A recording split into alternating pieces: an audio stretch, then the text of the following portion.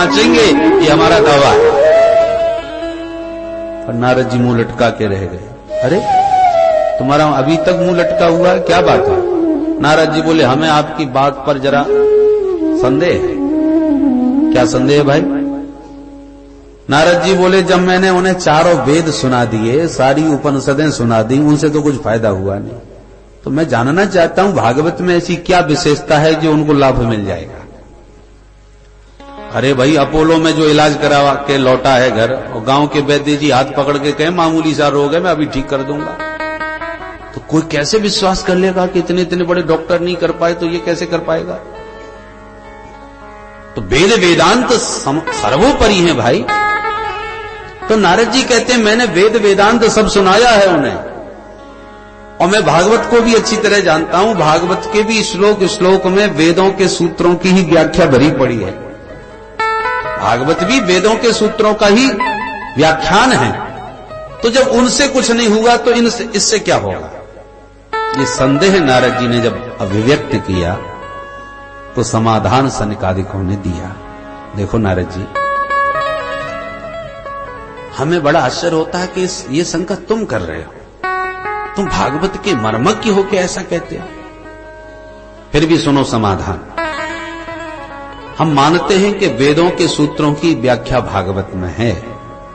वेद है वृक्ष, भागवत है उसी का निकला हुआ रसमय फल।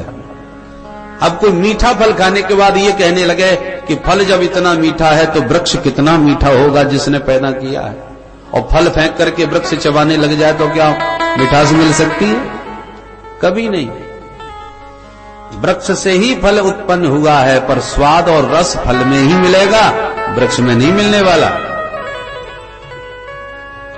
दूध से ही घी निकाला जाता है, पर जो काम घी कर देगा वो दूध कभी नहीं करने वाला। घी में पूरी बन रही है और घी खत्म। अब कोई तर्क दे के चलो घी खत्म हो गया तो बाकी पूरी दूध में निकाल लो, दूध में पूरी सिक सकती है क्या? और कोई तर्क ये दे के वाह, जब घी ने पूरी बना ली तो दूध से क्यों नहीं सिक सकते? क्योंकि दूध तो घी का भी बाप है। परंतु असंभव। घी में दीपक जल रहे हैं, दूध से नहीं जल सकते। घी में हवन होता है, दूध से नहीं हो सकता। कितने कार्य हैं जो घी से ही संपन्न होंगे, दूध उसमें कुछ नहीं कर सकता, जबकि निकला दूध से ही है। दूध को ही जमा करके दही बनाया, मंथन करके घृत निकला। गन्ना का रस ही शक्कर बनता है, पर जो मिठाइयां शक्कर से बनती हैं वो गन्ना का रस डाल के लाख कोशिश कर लो नहीं बनेगी, जबकि तत्वतः अभिन्न है।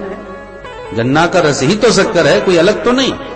पर शक्कर के स्थान पर शक्कर, गन्ना का रस वो काम नहीं कर सकता जो शक्कर कर रही है। ऐसे ही वेद है गन्ना का रस, भागवत है उसी की बनाई हुई शक्कर। वेद है दूध, भागवत है उसी का सार सर्वस्व घृत रूप मक्खन। वेद है वृक्ष, भागवत है उसी का रसमय सुमधुर फल। इस प्रकार से दृष्टांतों से जब समाधान दिया तो नारद जी गदगद हो गए। बस बस मेरी शंका निर्मूल हो गई।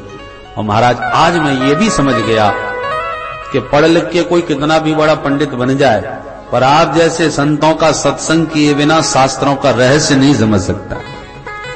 पर सत्संग भी कम मिलेगा जब जन्म जन्मांतरों के पुण्य उदय हों। प्रयास से सत्संग नहीं मिलता। भाग्योदयेन बहुजन्म समर्जितेन सत्संगमं च लभते पुरुषो यदा वै। अज्ञान हेतु कृत मोह मदांधकार ना संविधाय हितदोदयते विवेक। बहुजन्म समर्जितेन भाग्योदयेन, जीव के जन्म जन्मांतरों के अर्जित पुण्य जब उदय होते हैं तब सत्संगमम लभते, तब जीव को सत्संग लाभ मिलता है। और सत्संग से फायदा क्या होता है? उदयते विवेक। सत्संग श्रवण करने से विवेक का उदय होता है, विवेक जागृत होता है। और जैसे सूर्य के उदय होने से अंधकार नष्ट हो जाता है, ऐसी विवेक का उदय तहां जीव के भीतर का सारा अज्ञान ते मेरे नष्ट हो जाता है। मोहजन्य अंधकार जीव का समाप्त हो जाता है। इसी बात को हमारे गोस्वामी जी कहते हैं, बिनु सत्संग विवेक न होई, बिनु सत्संग विवेक न होई, बिनु सत्संग विवेक न होई, बिनु सत्संग विवेक न होई, राम कृपा बिनु सुलभ न सोई, राम कृपा बिनु सुलभ न सोई, राम कृपा बिनु सुलभ न सोई, राम कृपा बिनु सुलभ न सोई, बिनु सत्संग विवेक न होई, बिनु सत्संग विवेक न होई, विवेक न होई। विवेक न होई। यह सर आवत अति कठिनाई, राम कृपा बिनु आव न जाई। सत्संग की सरिता में सराबोर होने का सौभाग्य उन्हीं सज्जनों को मिलता है जिन्हें प्रभु की कृपा बरबस अपनी ओर खींचती है। बोलो राधे राधे। राधे राधे। कई लोग कार्यक्रम बना बना करके परेशान, और 1 महीने पहले से पूरी तैयारी कर ली, छोड़ेंगे नहीं, हर हालत में जाएंगे, क्योंकि घर में तो फुर्सत मिलने वाली नहीं, वहीं चल के सुनेंगे। बिल्कुल पूरी तैयारी, रिजर्वेशन सब हो गया, और ऐन वक्त पर ऐसी समस्या आई कि सब कैंसिल करना पड़ा। बोलो राधे राधे। राधे राधे।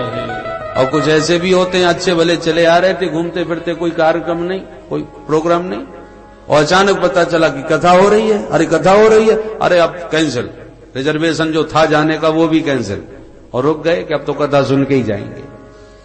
अनायास उनका सौभाग्य उदय हो गया, और कोई प्रयास करके भी नहीं पा सका।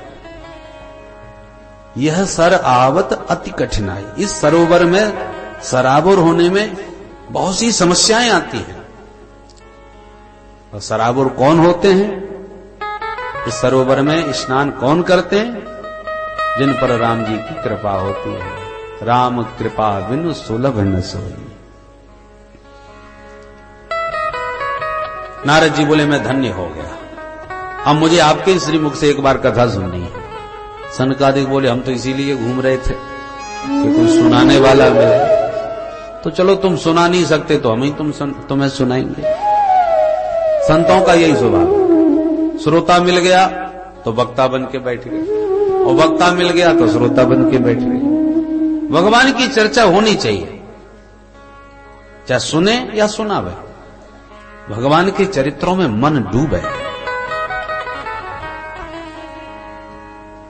कथा का सबसे बड़ा लाभ यही है। मन भगवान में लाख प्रयास करो, लगता नहीं है। माला लेके बैठते हैं, माला टपक जाती है, झपके आ जाते हैं, और ये कुछ भी ना हुआ तो हिसाब कराने चला गया। कहां कहां भाग जाए, मुंह से मुंह मंत्र चल रहा है, कर में माला भी चली, और मनी राम जी न जाने कहां डोल रहे हैं। बड़ा मुश्किल है, मन भगवान की तरफ मुड़ता ही नहीं। अन्य साधनों में बहुत कठिनाई है कि मोड़ सके, पर गोविंद के चरित्रों में इतना माधुर्य है कि बरबस मन को खींच लेता है। ये चमत्कार प्रभु के चरित्रों का है।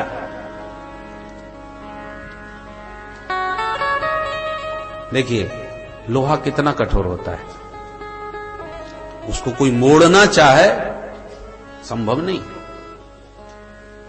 और उसी लोहे से कुल्हाड़ी आदि हथियार बनते हैं। तो ये आकार लोहे को कैसे मिल जाता है? बोले पहले उस लोहे को तपाया जाता है आग में, जब खूब लाल हो जाए तो द्रवीभूत हो जाता है लोहा। बहुत आग में तपने के बाद उसमें आर्द्रता आ जाती है, और जब लोहा पिघल रहा हो आग में, उसी वक्त एक हथौड़ा मारो, जिधर चाहो उधर मुड़ जाए। जैसा चाहो वैसा बना दो, पर बिना तपाए उसको मोड़ पाना बहुत कठिन है। ऐसे ही इस मन को मोड़ा जा सकता है, परंतु पहले इसको पिघलाना पड़ेगा। मन पिघलेगा कब? जब भगवान के चरित्र सुनाओगे। तो भगवान के चरित्रों को जब मन से सुनोगे तो मन पुलकित हो जाएगा, पिघल जाएगा, और फिर द्रवीभूत मन में विवेक का हथौड़ा मारो। जय सिया राम, जय जय सिया राम, जय जय सिया राम, जय जय सिया राम, जय जय सिया राम। बोल भक्तवत्सल भगवान की। गोस्वामी जी महाराज ने राम कथा जब गाई, अहिल्या का उद्धार करके राम जी आगे बढ़े, तो जो अहिल्या को कोई देखता नहीं था, पत्थर की प्रतिमा बनी पड़ी थी मार्ग में, उसको स्वयं प्रभु ने जाकर के अनुग्रहित किया अपने चरण स्पर्श से। अहिल्या गदगद होकर राम जी की कृपा का महत्व मानती हुई गई पतिलोक आनंद भरी, आनंद में झूमती पतिलोक में गई। पर जिस राम जी के चरण स्पर्श से अहिल्या पुलकित होके गई है, वो राम जी का मुख थोड़ा उदास है। इस घटना के बाद राम जी उदास हो गए। क्यों? बोले हम क्षत्रिय हैं, एक ऋषि पत्नी को हमें चरण छूना पड़ा, चरण छुलाना पड़ा, भगवान इसलिए उदास हो गए।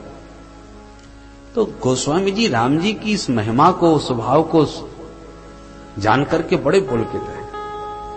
लोग किसी असंभव कार्य को संभव कर दिखावे तो अहंकार में भर के जाते हैं कि देखो हमारी बदौलत ऐसा हुआ, आज तक कोई नहीं कर सका, अहंकार में भर जाएंगे।